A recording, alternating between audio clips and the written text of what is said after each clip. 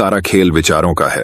अगर मनुष्य अपने विचारों पर नियंत्रण करना सीख ले तो वह जो चाहे वह बन सकता है। जितने भी सफल व्यक्ति हुए हैं उन सब ने अपने अंदर सकारात्मक विचार भरे हैं और वह अच्छाई के मार्ग पर चलकर ही सफल बन पाए हैं। ऐसी सिख गौतम बुद्ध ने कई सालों पहले उस वक्त की पीढ़ी को क्यों दी थी? इसके पीछे का रहस्य क्या है? आज इसी रहस्य के बारे में हम गौतम बुद्ध की कहानियों के माध्यम से जानेंगे। तो बिना देर किए चलिए उन कहानियों की शुरुआत करते हैं। पहली कहानी, विचारों पर एक बुद्ध कहानी।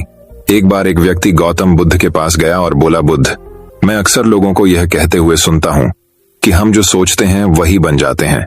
इसलिए मैं आपसे जानना चाहता हूं कि हमारा जीवन हमारे विचारों से कैसे जुड़ा है और हमारे विचार हमारे जीवन को किस हद तक प्रभावित करते हैं। बुद्ध ने कहा है कि यह सत्य है कि मनुष्य जो सोचता है वही बन जाता है। कोई भी विचार जिसे हम लंबे समय तक अपने मन में रखते हैं और उसके बारे में बार बार सोचते रहते हैं, हम वैसे ही बन जाते हैं। लोग उन्हीं के साथ अपना निर्माण करते हैं। विचार जिसके बारे में वह लगातार बनता रहता है। व्यक्ति का चरित्र उसके विचारों से भी बनता है। यदि विचार अच्छे हैं तो चरित्र भी शुद्ध होगा और यदि विचार ही प्रदूषित हैं तो चरित्र भी बुरा होगा। अगर आप ध्यान से देखेंगे तो पाएंगे कि आपके जीवन का हर पहलू आपके किसी न किसी पहलू से जुड़ा है। आप आज जो भी हैं अपने विचारों की वजह से हैं। आपके विचार अच्छे या बुरे किसी न किसी तरह से आपके जीवन को अच्छा या बुरा बना रहे हैं। हम जैसा सोचते हैं वैसा ही हमारा चरित्र बन जाता है। जिस प्रकार स्वस्थ बीज के बिना कोई वृक्ष विकसित नहीं हो सकता, उसी प्रकार अच्छे विचारों और अच्छे चरित्र के बिना कोई भी मनुष्य सफल नहीं हो सकता।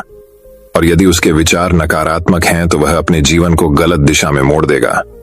उसी प्रकार हमारे जीवन में अपने विचारों और कर्मों के माध्यम से कई बीज बोएं और उस बीज का फल या तो हमें दुहाक दे सकता है या खुशी। यदि हमने सकारात्मक विचारों के बीज बोए तो हमें सफलता और खुशी मिलेगी, लेकिन यदि बोए गए बीज नकारात्मक विचारों के हैं तो सफलता और दुख साथ साथ चलेंगे। जिन लोगों को आप सफल और महान मानते हैं वे यहां ऐसे ही नहीं पहुंच गए। उन्होंने अपने विचारों पर नियंत्रण रखकर अपना चरित्र ऐसा बनाया कि और इसी चरित्र के बल पर उन्होंने महानता की ऊंचाइयों को छुआ। तो मूल रूप से आपके अंदर जो विचार हैं, यदि आपके मन में दूसरों के प्रति क्रोध, ईर्ष्या, घृणा है तो आप बाहर भी वैसे ही होंगे, तो आपको बाहर भी वही मिलेगा। तुम्हें ऐसे लोग मिलेंगे जो तुम्हारे साथ वैसा ही करेंगे। यदि तुम्हारे पास प्रेम, शांति, करुणा है तो तुम वैसे ही बन जाओगे और आप बाहर भी वैसा ही पाएंगे।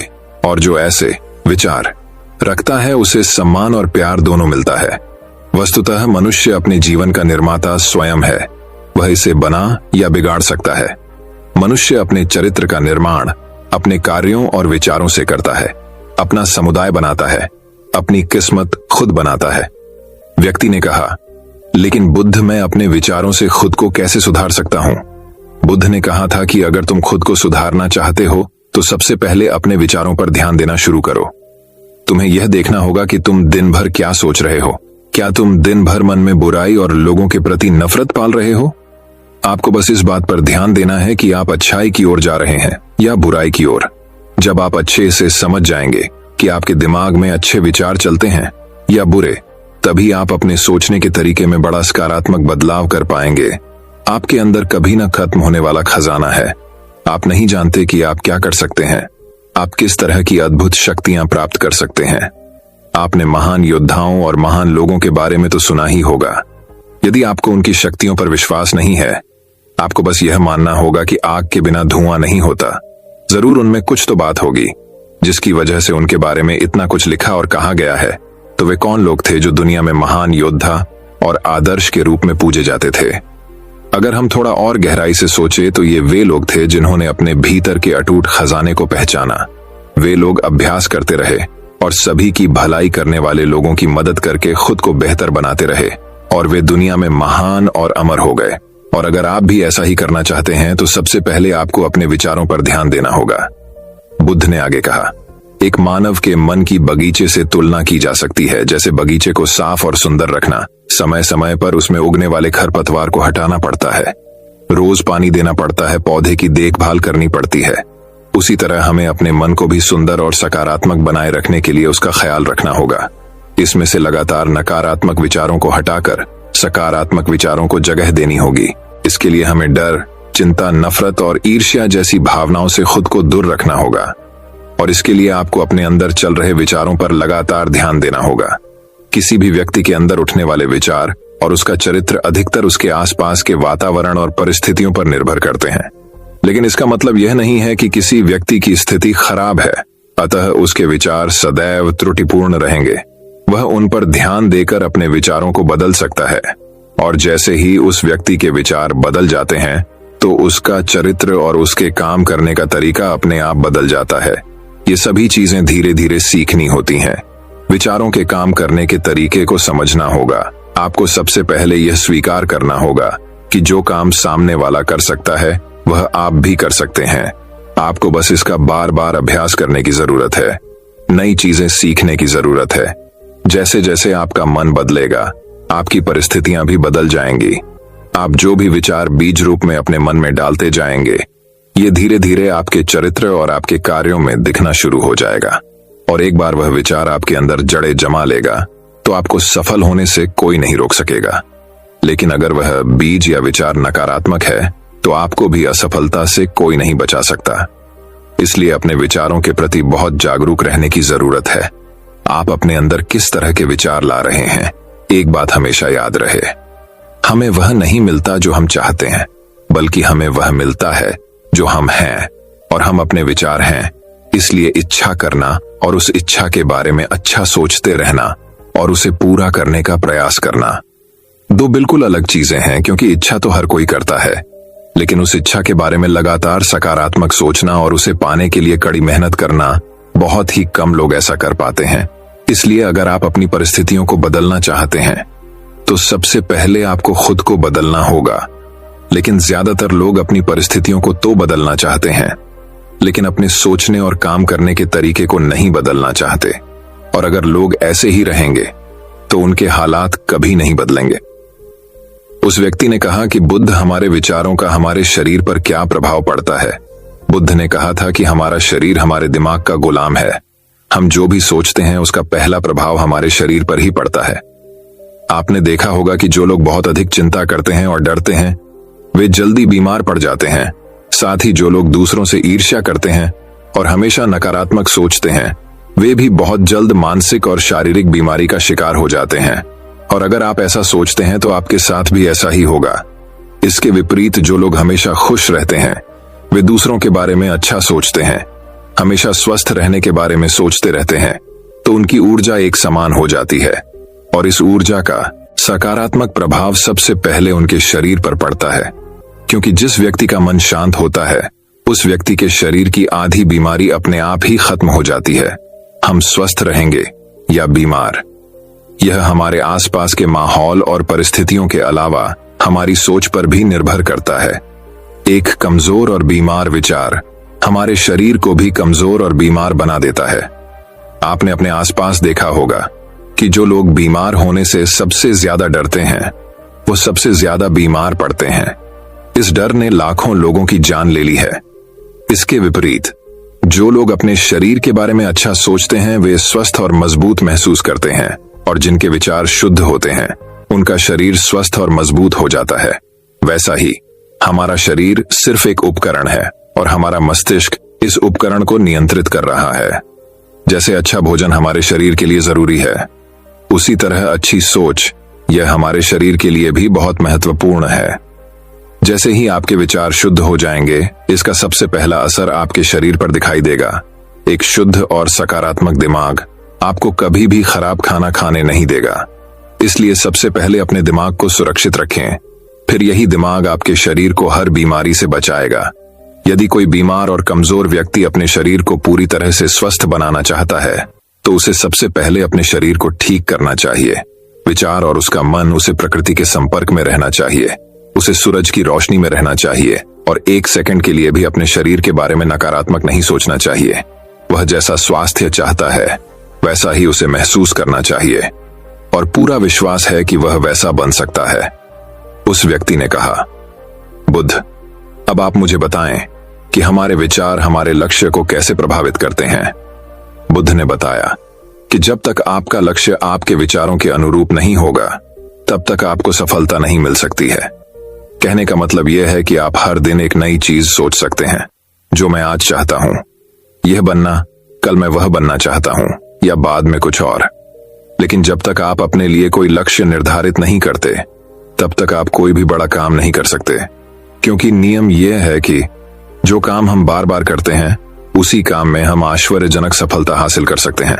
अगर आप हर दिन अपना लक्ष्य बदलते रहते हैं तो आप कहीं नहीं जा रहे हैं। इसलिए आपके जीवन में एक निश्चित लक्ष्य होना चाहिए और आपको अपनी पूरी मेहनत और लगन से उस लक्ष्य को पूरा करने का प्रयास भी करना चाहिए। और इसके लिए आपको अपने सभी विचारों को अपने लक्ष्य पर केंद्रित करना होगा, अन्यथा आपके विचार बिखरे रहेंगे और हो सकता है कि एक बार आप असफल हो जाएं या आपको शुरुआत में कोई सफलता न मिले तो दूसरों को देखकर आपके मन में यह ख्याल आने लगा कि यह काम तो आसान है, जब वह इस काम में सफल हो सकता है तो मैं भी सफल होकर अच्छा पैसा और नाम कमा सकता हूं। और यह भी संभव है कि इस काम में असफल होकर भी तुम दूसरी तरफ भागो और ऐसा करते समय आप कई काम करते हैं, लेकिन हो सकता है कि आप किसी एक चीज में सफल न हो पाएं। इसीलिए आपको पहले एक चीज तय करनी होगी, तभी आपके विचार एक काम पर फोकस कर पाएंगे। अब आपका वह लक्ष्य कुछ भी हो सकता है, चाहे मन की शांति पाना हो या अमीर बनना हो, लेकिन याद रखें लक्ष्य वही है जो आपके विचारों को एक दिशा में केंद्रित रख सके। यदि आप बार बार अपने लक्ष्य हासिल करने में असफल हो रहे हैं तो इसका मतलब यह नहीं है कि आप इसे हासिल नहीं कर सकते, बल्कि इसका मतलब है कि आपके पास अपने लक्ष्य को हासिल करने का तरीका गलत है। इसलिए आपको अपना लक्ष्य नहीं बदलना है, बल्कि अपनी सोच और अपने काम करने का तरीका बदलना है। अगर आप ऐसा करेंगे तो आप धीरे धीरे सीख जाएंगे और अपने लक्ष्य तक पहुंच जाएंगे। अपनी असफलताओं से कभी मत डरो। अगर आप कुछ बड़ा हासिल करना चाहते हैं तो आपको अंदर से बहुत मजबूत होना होगा, क्योंकि चाहे आप कुछ भी करें, लोग अक्सर आपको अपनी बातों से कमजोर और हताश करने की कोशिश करेंगे। इसलिए अगर आप डरेंगे तो आप अपने किसी भी लक्ष्य में सफलता हासिल नहीं कर पाएंगे, क्योंकि डर आपकी सभी आशाओं को नष्ट कर देता है और आपके सभी विचार केवल आपके डर तक ही सीमित रह जाएंगे। और डर डर कर आप अंततः खुद को शारीरिक और मानसिक रूप से बीमार बना लेते हैं। तब आपको समझ आएगा कि आपने अपने झूठे डर के एहसास में कितनी बड़ी गलती कर दी है, और फिर आपके लिए खुद को उस स्थिति से बाहर निकालना बहुत मुश्किल हो जाएगा। इसलिए सबसे पहले एक लक्ष्य बनाएं ताकि आपके विचार उस पर नींगा हो सकें। उसके बाद अगर आप बार बार असफल होते हैं तो भी घबराएं नहीं, क्योंकि यह लक्ष्य हासिल करने का ही एक हिस्सा है। और पूरा विश्वास रखें कि आप जरूर सफल होंगे और एक दिन तुम भी हो जाओगे। उस व्यक्ति ने कहा, बुद्ध, विचारों और मन की शांति के बीच क्या संबंध है? बुद्धा ने बताया कि मन की शांति एक ऐसा खजाना है जिसे दुनिया के 1% लोग भी हासिल नहीं कर सकते, और जिसने ये खजाना हासिल कर लिया है वह दुनिया के सबसे भाग्यशाली व्यक्ति हैं। वह भीड़ में अलग दिखता है, यह कहना उतना आसान नहीं है जितना लगता है। मन की शांति केवल लंबे समय तक आत्मनियंत्रण के माध्यम से ही प्राप्त की जा सकती है। जब कोई व्यक्ति खुद को समझता है और दुनिया प्यार और प्यार के बीच के अंतर को समझता है, उसके अंदर नफरत, डर और ईर्ष्या जैसी भावनाएं खत्म हो जाती हैं और एक दिन व्यक्ति को मन की सच्ची शांति मिल सकती है। और यही हर इंसान का अंतिम लक्ष्य भी है। एक शांत व्यक्ति सबसे खराब परिस्थितियों में भी खुद को नियंत्रित कर सकता है। एक शांत व्यक्ति के पास जितनी मानसिक शक्ति होती है उतनी किसी और के पास नहीं होती। शांत व्यक्ति का अर्थ है वह व्यक्ति जिसका मन पूर्णतः शांत हो, क्योंकि जैसे ही आपका मन शांत हो जाता है आपके सभी विचार शांत हो जाएंगे और तब आपको महसूस होगा कि सचमुच आपका दिमाग कितना शक्तिशाली है। जैसे ही आपको मानसिक शांति मिलेगी आप महसूस करेंगे कि आपकी मानसिक शक्ति इतनी बढ़ गई है कि आपके लिए सब कुछ आसान हो गया है। आप जहां भी हों, आपकी परिस्थितियां जो भी हों, आप खुद को स्वीकार करना शुरू कर देंगे। आप हमेशा खुश रहेंगे। और अगर आप ये मुकाम हासिल करना चाहते हैं तो इसकी शुरुआत आपको अपने विचारों से करनी होगी। अपने विचारों पर नियंत्रण और अपने विचारों पर यह नियंत्रण आप केवल और केवल ध्यान के माध्यम से ही प्राप्त कर सकते हैं।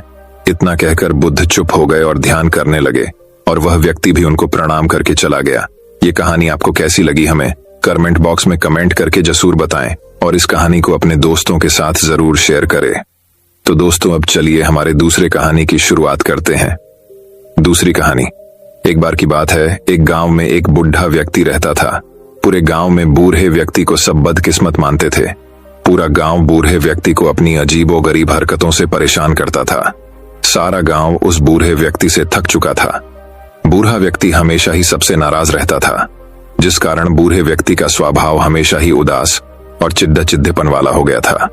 बूढ़ा व्यक्ति जितने दिन भी जीवित रहता वह उतना ही दुखी रहता। बूढ़े व्यक्ति के द्वारा बोले गए शब्द लोगों को तीर की तरह चुभते थे। हर कोई उस बूढ़े व्यक्ति से बात करने से बचता था। कहने की बात यह है कि बूढ़े व्यक्ति का दुर्भाग्य हर किसी के लिए घातक हो गया था। उस बूढ़े व्यक्ति से जो भी मिलता था उसके लिए सारा दिन अशुभ हो जाता था। लोगों को लगता था कि बूढ़े व्यक्ति के बगल में रहना अस्वाभाविक और अपमानजनक है। बूढ़े व्यक्ति के पास होने से लोग बहुत ही ज्यादा दुखी हो जाते थे। लेकिन एक दिन ऐसा हुआ ही बूढ़ा व्यक्ति सबको बहुत ही ज्यादा खुश नजर आ रहा था। बात ऐसी थी कि आज बूढ़ा व्यक्ति 80 साल का हो गया था। यह बात पूरे गांव में आग की तरह फैल गई। बूढ़ा व्यक्ति आज किसी से कोई शिकायत नहीं कर रहा था। लोगों ने पहली बार जीवन में बूढ़े व्यक्ति को इतना खुश देखा। सभी गांव के लोग इकट्ठा हो गए। सबने यह जानने की इच्छा थी कि आज बूढ़ा व्यक्ति इतना खुश क्यों है। एक आदमी से बूढ़े आदमी से पूछा, तुम्हें क्या हुआ है, आज इतना क्यों खुश हो? जवाब देते हुए बूढ़ा व्यक्ति बोला, आज कुछ खास नहीं। मैं अपने पूरे जीवन में 80 साल से खुशी की तलाश कर रहा था, पर मुझे कभी खुशी नहीं मिली। जीवन भर मेरी यह तलाश बेकार ही गई। लेकिन आज मैंने यह सोच लिया है कि अब से मैं बिना खुशी की तलाश के बगैर जीवन जीऊंगा और मैं अब यही सोचकर खुश हूं। कहानी की सीख, इस कहानी से हमें यह सीख मिली कि हमें जीवन में खुशी को ढूंढने के लिए उसके पीछे नहीं भागना चाहिए। जीवन आनंदमयी तरीके से जियो तो खुशी अपने आप मिलेगी। तो दोस्तों, अब चलिए हमारे तीसरे कहानी की शुरुआत करते हैं। तीसरी कहानी। एक बार की बात, एक देश में एक राजा रहता था जो कि अपने बड़े से महल में शान से रहा करता था। उस महल में बहुत ही सुंदर बगीचा लगा हुआ था, जिसमें कई प्रकार के फूल और पेड़ लगे हुए थे। उसमें एक अंगूर का पेड़ भी लगा हुआ था। बगीचे की देखभाल के लिए राजा ने वहां एक माली रखा हुआ था। माली हर रोज उस बगीचे की देखभाल करने के लिए आता था। माली जब बगीचे में देखता है कि एक चिद्धिया अंगूर के पेड़ से अंगूर तो ढा कर ले जा रही थी। माली ने देखा कि चिद्धिया सारे खट्टे अंगूरों को नीचे फेंक कर सिर्फ मीठे अंगूर ही अपने साथ लेकर जा रही थी। फिर वो चिद्धिया हर दिन आने लगी और पेड़ से अंगूर ले जाने लगी। माली ने सोचा कि इस तरह से तो ये पेड़ खराब हो जाएगा और राजा के लिए कोई अंगूर नहीं बचेंगे, क्योंकि वो चिद्धिया सिर्फ मीठे अंगूर ही लेकर जाती थी। माली ने उस चिद्धिया को पकड़ ढहने के बारे में सोचा, लेकिन बहुत कोशिश करने के बाद भी वो उस चिद्धिया को पकड़ डाच नहीं पाया। फिर वो माली राजा के पास अपनी समस्या लेकर गया। वो राजा के दरबार में गया और राजा को सारी बात बताई। राजा को उस चिद्धिया पर बहुत गुस्सा आया। राजा ने माली से कहा कि तुम चिंता मत करो, उस चिद्धिया को मैं खुद पकड़ ढूंढूंगा। फिर अगले दिन राजा उस पेड़ के पीछे छुपकर चिद्धिया का इंतजार करने लगा, और जैसे ही वो चिद्धिया अंगूर लेने आई तो राजा ने फुर्ती से उसे पकड़ डीएच लिया। चिद्धिया ने राजा से कहा कि आप मुझे छोड़ डेच दे, मैं आपको जिहान की 4 बातें बता सकती हूँ। राजा बहुत गुस्से में था। उसने चिद्धिया से कहा कि पहले तुम मुझे वो बातें बताओ, फिर मैं तुम्हें छोड़ डीएच दूंगा। तो चिद्धिया ने कहा कि पहली बात है कि अपने हाथ में आए हुए दुश्मन या मौके को कभी भी जाने न दो, तथा दूसरी बात यह है कि कभी भी उस बात पर यकीन न करो जो हो ही नहीं सकती। राजा अब और गुस्से में आ गया। उसे चिद्धिया की कोई बात समझ नहीं आ रही थी। उसने गुस्से में कहा, चलो अब तीसरी बात बताओ। तो चिद्धिया ने कहा कि तीसरी बात यह है कि कभी भी बीत चुकी बातों पर पछतावा न करो। राजा ने कहा कि तुम बकवास कर रही हो, ऐसे कुछ नहीं होता, इसमें क्या ज्ञान की बात है। राजा ने उसे गुस्से में और कस के पगड़ी डीएच लिया। फिर चिद्धिया ने बोला कि राजा जी, पहले मेरे चौथी बात तो सुन ले। तो राजा ने कहा, बोल, क्या है तुम्हारी चौथी बात? चिद्धिया ने कहा कि बताती हूं, लेकिन अपने मुझे बहुत कस के पकड़ा हुआ है, मुझसे बोला नहीं जा रहा। आप मुझे थोड़ी देर के लिए छोड़ दे तो मैं आपको वो बात बता सकती हूँ। राजा ने चिद्धिया को छोड़ ढह दिया और चिद्धिया झट से पेड़ पर जाकर बैठ गई। पेड़ पर बैठने के बाद चिद्धिया ने राजा से कहा कि मेरे पेट में 2 हीरे हैं जो कि बहुत कीमती हैं, लेकिन अब आप उन्हें कभी हासिल नहीं कर सकोगे। चिद्धिया की ये बात सुन के राजा को बहुत पछतावा हुआ। वो सोचने लगा कि वो उन हीरों को हासिल कर सकता था, लेकिन अब पछतावे के अलावा वो कुछ नहीं कर सकता था। राजा को पछताते हुए देख के चिद्धिया ने कहा कि राजा जी, अपने मेरी ज्ञान की बातें अच्छे से सुनी नहीं। मैंने आपसे कहा था कि कभी भी अपने हाथ में आए दुश्मन को हाथ से जाने न दो, लेकिन अपने मोड़ छोड़ दिया। मैंने कहा था कि कभी किसी ऐसी बात पर यकीन मत करो जो हो नहीं सकती। क्या आपको सच में लगता है कि मेरे इस छोटे से पेट में 2 हीरे हैं? चिद्धिया ने कहा कि मेरे पेट में कोई हीरे नहीं है, और जब मेरे पेट में हीरे ही नहीं है और मैं आपके हाथ से निकल गई, तो फिर आप किस बात का पछतावा कर रहे हैं? राजा को अपनी गलती का एहसास हो गया। उसे चिद्धिया की सारी बातें समझ में आ गईं। उसने खुश होकर उस चिद्धिया को उस पेड़ में रहने की आज्ञा दे दी। चलिए अब कहानी की सीख को जानते हैं। चिद्धिया ने वो ज्ञान की बातें सिर्फ राजा को नहीं बल्कि हम सबको बताई है, जिससे हमें ये बात सीखने को मिलती है कि हमें कभी भी अपने हाथ में आए हुए मौके को जाने नहीं देना चाहिए, और अगर वो मौका हाथ से चला जाए तो उसका पछतावा नहीं करना चाहिए, क्योंकि बीते हुए समय के बारे में सोचने से वो वापस नहीं आ जाता। इसलिए हमें आज में जीना चाहिए और कभी भी किसी की बात पर ऐसे ही यकीन नहीं करना चाहिए। तो दोस्तों, अब चलिए हमारे चौथे कहानी की शुरुआत करते हैं। चौथी कहानी। एक बार की बात है, एक गांव में एक व्यापारी रहता था जिसे ऊंट पालने का बहुत शौक था। उसके पास कई ऊंट भी थे। एक दिन वो व्यापारी अपने किसी काम के सिलसिले में किसी दूसरे गांव गया, जहां पर उसने एक ऊंट बेचने वाले के पास एक बहुत ही खास किस्म का ऊंट देखा। व्यापारी को वो ऊंट बहुत पसंद आया। उसने उस ऊंट को खरीदने की सोची। वो ऊंट वाले के पास गया और उस ऊंट का मोल भाव करने लगा। वो दोनों कई घंटों तक ऊंट के भाव को लेकर बातें करते रहे, जिसके बाद व्यापारी ने उस ऊंट को खरीद लिया। ऊंट को खरीदने के बाद व्यापारी अपना काम खत्म करके अपने गांव चला गया। अपने घर जाकर व्यापारी ने अपने नौकर से कहा कि तुम इस ऊंट को बाकी ऊंटों के साथ बांध दो और इसे साफ कर दो। ये कहकर व्यापारी अपने घर में आराम करने के लिए चला गया। नौकर उस ऊंट को उस जगह पर ले गया जहां बाकी ऊंट बंधे हुए थे। फिर उसके बाद वो उसकी सफाई करने लगा। ऊंट की सफाई करते समय उस ऊंट की सीट के नीचे एक थैली मिली। उसने थैली को खोल के देखा तो उसमें बहुत से हीरे पड़े डढ़े हुए थे। उन हीरों को देखकर वो नौकर बहुत हैरान हुआ। उसने सोचा कि ये हीरे उसके मालिक के हैं, तो वो व्यापारी के पास गया और उसको वो थैली दिखाई। नौकर ने मालिक से पूछा कि क्या ये हीरो की थैली आपकी है? ये ऊंट की सीट के नीचे पेड़ हुई थी। तो वो व्यापारी बहुत हैरान हो गया और उसने कहा, कौन सी थैली? ये मेरी थैली नहीं है। फिर व्यापारी ने थोड़ा सोचा और कहा कि शायद ये थैली उस ऊंट वाले की होगी जो गलती से आ गई है। हमें ये थैली उसे वापस करनी होगी, अपने मालिक की। ये बात सुन के नौकर सोचने लगा कि उसका मालिक कितना बेवकूफ है, हीरो की थैली वापस करने की बात कर रहा है। नौकर ने उस व्यापारी से कहा कि मुझे नहीं लगता इसको वापस करने की कोई जरूरत है, वैसे भी किसी को क्या पता चलेगा। अपने नौकर की ये बात सुनकर उस व्यापारी ने कहा कि नहीं, मैंने सिर्फ ऊंट खरीदा है, मेरा इन हीरो पर कोई हक नहीं, मैं इसे वापस कर दूंगा। इतना कहकर व्यापारी ने वो थैली ली और उसे वापस करने के लिए चल गया। वो सीधा उस ऊंट वाले के पास गया और जाते ही उसे उसकी थैली लौटा दी। अपनी हीरो की थैली को वापस पाकर ऊंट वाला बहुत खुश हुआ। उसने कहा कि मैं इसके बारे में भूल ही गया था कि मैंने ये थैली ऊंट की सीट के नीचे रखी हुई है। आपका बहुत शुक्रिया कि आपने ये मुझे वापस कर दी। मैं आपको इसके लिए इनाम देना चाहता हूं। आप इनमें से कोई भी 2 हीरे रख सकते हैं ऊंट वाले के।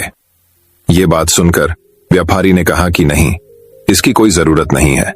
मैंने पहले ही इस थैली से 2 सबसे कीमती हीरे अपने पास रख लिए हैं। ये बात सुनते ही ऊंट वाले ने अपनी थैली से सारे हीरे निकाले और उन्हें गिनने लगा। हीरो को गिनने के बाद ऊंट वाले ने कहा कि ये तो सारे पूरे हैं, फिर तुमने कौन से हीरे निकाले? फिर व्यापारी ने कहा कि मैंने इस थैली को वापस करके ईमानदारी और खुददारी के 2 हीरो को अपने पास रख लिया है। व्यापारी की ये बात सुनकर वहां पर खाडी, इडियोरे सभी लोग और ऊंट वाला बहुत खुश हुए और उसकी बहुत तारीफ की। तो दोस्तों, चलिए अब इस कहानी की सीख को समझते हैं। इस कहानी से हमें ये सीख मिलती है कि जिसके पास ईमानदारी और खुददारी नाम के 2 हीरे हैं, वो इस दुनिया में सबसे ज्यादा अमीर इंसान है। इन दोनों हीरो से बड़ा और कीमती हीरा और कोई नहीं है। तो दोस्तों, अब चलिए हमारे 5वीं कहानी की शुरुआत करते हैं। 5वीं कहानी। दोस्तों, बहुत समय पहले की बात है। एक दिन बातों बातों में राजा चंद्रसेन ने माधव से पूछा, अच्छा, यह बताओ कि किस प्रकार के लोग सबसे अधिक मूर्ख होते हैं और किस प्रकार के सबसे अधिक सयाने? माधव ने तुरंत उत्तर दिया, महाराज, ब्राह्मण सबसे अधिक मूर्ख और व्यापारी सबसे अधिक सयाने होते हैं, ऐसा कैसे हो सकता है? राजा ने कहा, मैं यह बात साबित कर सकता हूं। माधव ने कहा, कैसे? राजा ने पूछा। अभी जान जाएंगे आप, जरा राजगुरु को बुलवाइए। राजगुरु को बुलवाया गया। माधव ने कहा, महाराज, अब मैं अपनी बात साबित करूंगा, लेकिन इस काम में आप दखल नहीं देंगे। आप यह वचन दें, तभी मैं काम आरंभ करूंगा। राजा ने माधव की बात मान ली। माधव ने आदरपूर्वक राजगुरु से कहा, राजगुरु जी, महाराज को आपकी छोटी की आवश्यकता है, इसके बदले आपको मुंह मांगा इनाम दिया जाएगा। राजगुरु को काटो तो खून नहीं, वर्षों से पाली गई प्यारी छोटी को कैसे कटवा दें, लेकिन राजा की आज्ञा कैसे टाली जा सकती थी? उसने कहा, माधव, मैं इसे कैसे दे सकता हूं? राजगुरु जी, आपने जीवन भर महाराज का नमक खाया है, छोटी कोई ऐसी वस्तु तो है नहीं जो फिर ना आ सके, फिर महाराज मुंह मांगा इनाम भी दे रहे हैं। राजगुरु मन ही मन समझ गया कि यह माधव की चाल है। माधव ने पूछा, राजगुरु जी, आपको छोटी के बदले क्या इनाम चाहिए? राजगुरु ने कहा, 5 स्वर्ण मुद्राएं बहुत होंगी।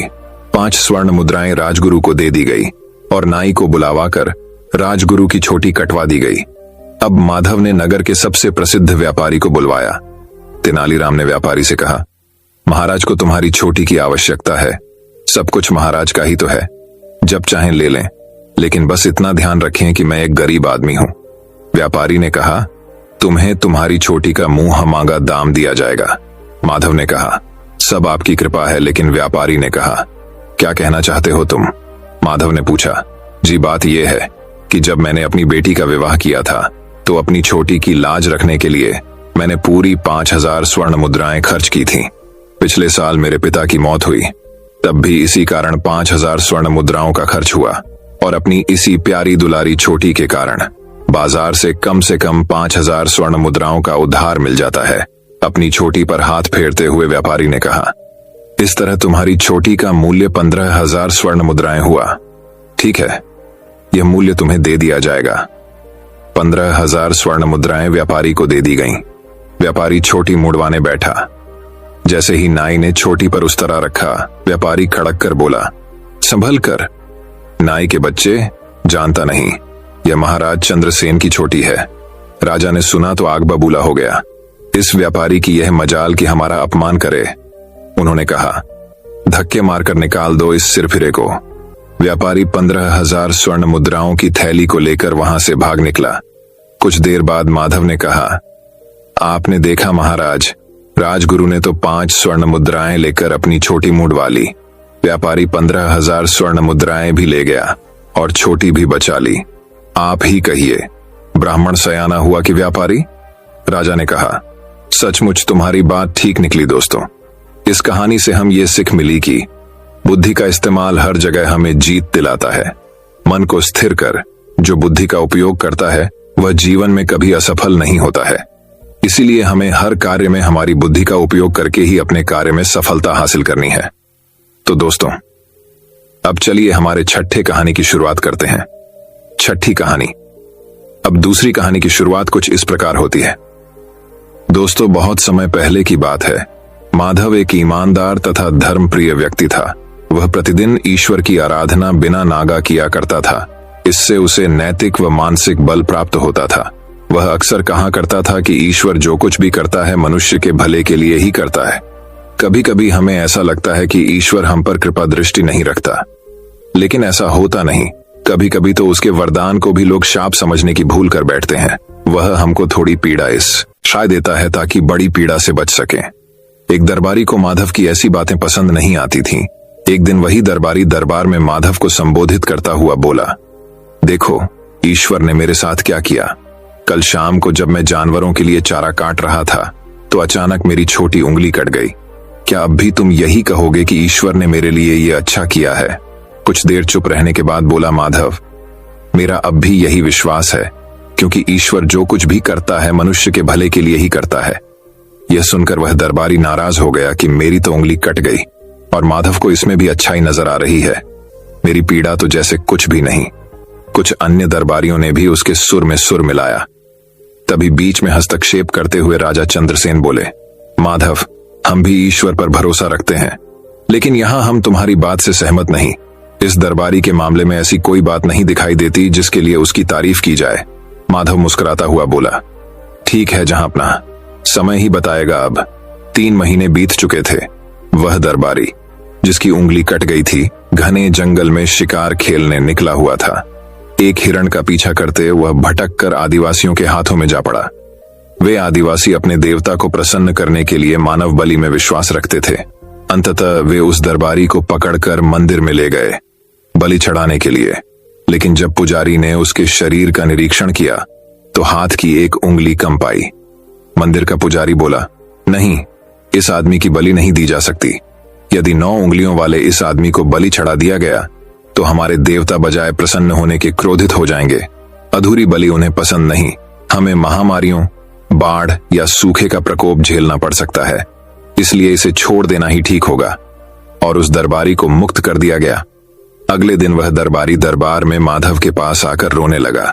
तभी राजा भी दरबार में आ पहुंचे और उस दरबारी को माधव के सामने रोता देखकर हैरान रह गए। तुम्हें क्या हुआ, रो क्यों रहे हो? राजा चंद्रसेन ने सवाल किया। जवाब में उस दरबारी ने अपनी आप बीती विस्तार से कह सुनाई। वह बोला, अब मुझे विश्वास हो गया है कि ईश्वर जो कुछ भी करता है मनुष्य के भले के लिए ही करता है। यदि मेरी उंगली न कट्टी होती तो निश्चित ही आदिवासी मेरी बलि चढ़ा देते। इसीलिए मैं रो रहा हूं, लेकिन ये आंसू खुशी के हैं। मैं खुश हूं क्योंकि मैं जिंदा हूं। माधव के ईश्वर पर विश्वास को संदेह की दृष्टि से देखना मेरी भूल थी। दोस्तों, इस कहानी से हम सीख मिलती है कि जीवन में हम किसी भी परिस्थिति में डरना नहीं चाहिए और खुद पर विश्वास कायम रखना चाहिए। जिस इंसान का खुद पर विश्वास होता है, ऐसा व्यक्ति जीवन में कभी असफल नहीं होता।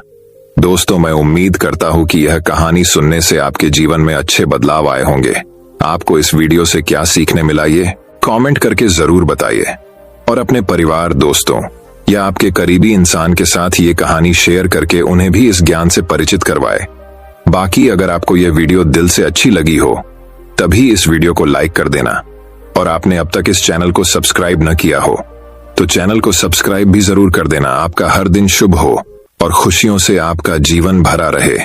धन्यवाद। नमो बुद्धाय।